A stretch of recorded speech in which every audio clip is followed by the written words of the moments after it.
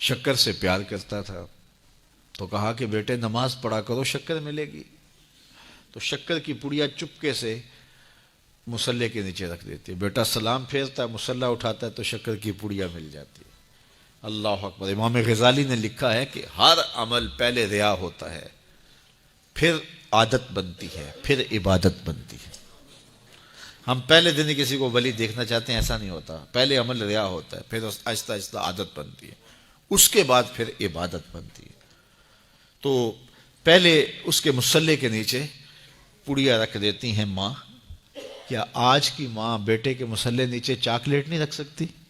آج کی ماں اس کو نمازی بنانے کے لیے کوئی اس کو لالچ نہیں دے سکتی، کوئی ذریعہ اختیار نہیں کر سکتی؟ بابا فرید کی ماں، آج کی مائیں تو ماشاءاللہ بڑی پڑھی لکھی ہیں، اللہ اکبر۔ وہ تو سادہ دور تھا، لیکن سادہ مزاج ماں اپنے بیٹے کو ولی دیکھنا چاہتی ہے۔ آج کی ماں اپنے بیٹے کو ڈاکٹر دیکھنا چاہتی ہے، انجینئر دیکھنا چاہتی ہے، اچھا بزنس مین دیکھنا چاہتی ہے۔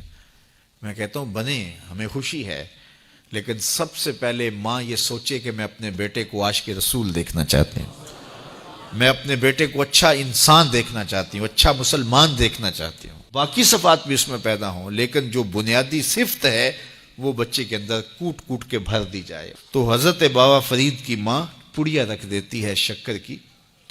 اللہ اکبر۔ ایک دن کہیں گئی تھی، واپس پلٹی تو راستے میں ہی لیٹ ہو گئیں، تو دل میں رہ رہ کے خیال آ رہا ہے آج بیٹا مصلی اٹھائے گا تو میں نے تو آج شکر کی پڑیا نہیں رکھی۔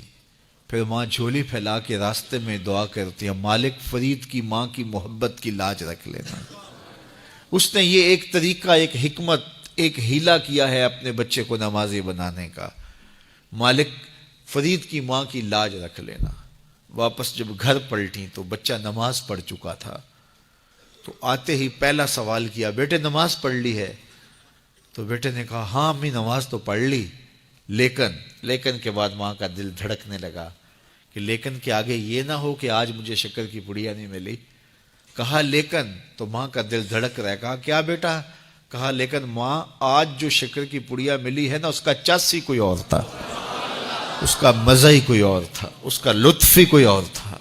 کہا پہلے فرید کی ماں دیتی رہی، اب فرید کا رب دے رہا ہے۔ اللہ اکبر۔ تو مائیں اپنے بچوں کی اچھی تربیت کی ضامن ہوتی ہیں۔ اقبال کہتا ہے تو نہ دانی کے سوزے کے راتے تو، دیگر گوں کر تقدیر عمر را۔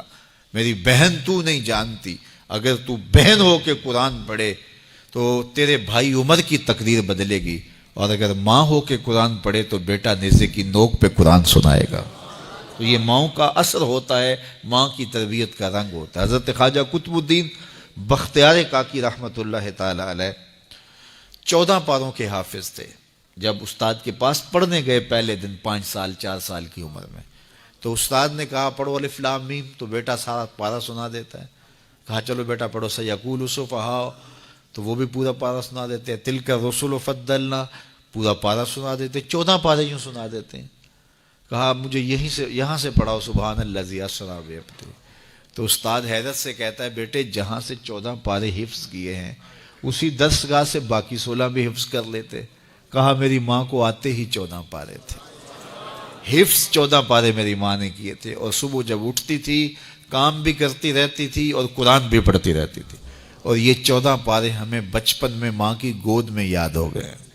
اللہ اکبر۔ جب ماں ایسی ہو تو بیٹا قطب الدین بختیار کاکی ہی بنے گا، ماں مائی راستی ہو تو بیٹا بابا فرید بنے گا، اور ماں ایسی پاکیزہ صفت ہو کہ اس نے غیر محرم کو نہیں دیکھا تو بیٹا شیخ عبد القادر جیلانی ہی ہوگا، اور ماں فاطمہ ہو تو بیٹا حسین اور حسن ہی ہوگا نا۔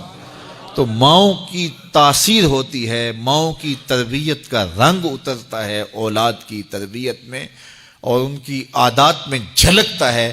کسی شخص کی اچھی تربیت ہوئی دیکھیں اس کے پیچھے اس کی ماں کھڑی ہے، اس کا باپ کھڑا ہے، تو ماں باپ کی صالحیت کے اثرات مرتب ہوتے ہیں۔ تو باپ اپنی اولاد کو حرام کا ایک لقمہ بھی نہ کھلائے، اور ماں اپنی عصمت کی حفاظت اپنی جان سے بڑھ کر کے کرے، تو پھر نتیجہ کیا ہوگا کہ صالح اولاد پیدا ہوگی۔ لیکن جب ہم